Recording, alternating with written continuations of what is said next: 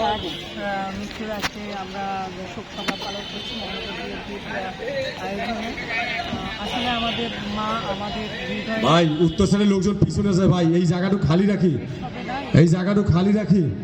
এবং মোস্তফা ভাই লোকজনকে একটু পিছনে যায়। আমাদের দেশনেত্রীর জন্য আমরা যদি আরও কিছু করতে পারি আমরা করবো। এবং এই শোক সভা আমরা এই দীর্ঘ 1 মাস পর করছি, কারণ ঢাকায়ও আমরা ম্যাডামের জন্য শোক সভায় ছিলাম, শোক সভা পালন করেছি।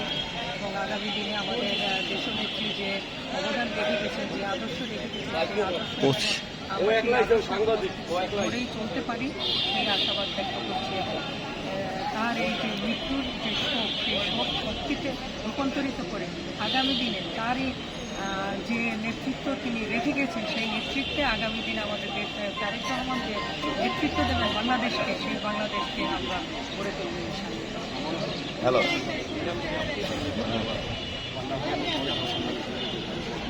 আপনারা জানেন যে তিনি অন্যায়ের কাছে মাথা নত করেননি। তাকে 1/11-এর সময়ও তার সন্তানদের নিয়ে দেশ ছাড়তে বলেছিলেন। তিনি বলেছিলেন আমার বিদেশে কোনো আমার ঠিকানা নাই, আমার ঠিকানা বাংলাদেশে।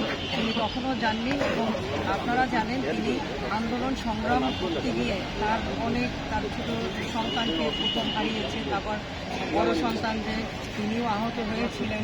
তারপরও তিনি কিন্তু অন্যায়ের কাছে মাথা নত করেননি, আপোষহীন ছিলেন। এবং এই নেতৃত্ব, তার আপোষহীন নেতৃত্বের কারণেই আজকে বাংলাদেশের মানুষ এই 24-এর যে গণতন্ত্র, এই গণতন্ত্র সফল করেছে কিন্তু তার এই আপোষহীন নেতৃত্বের জন্য।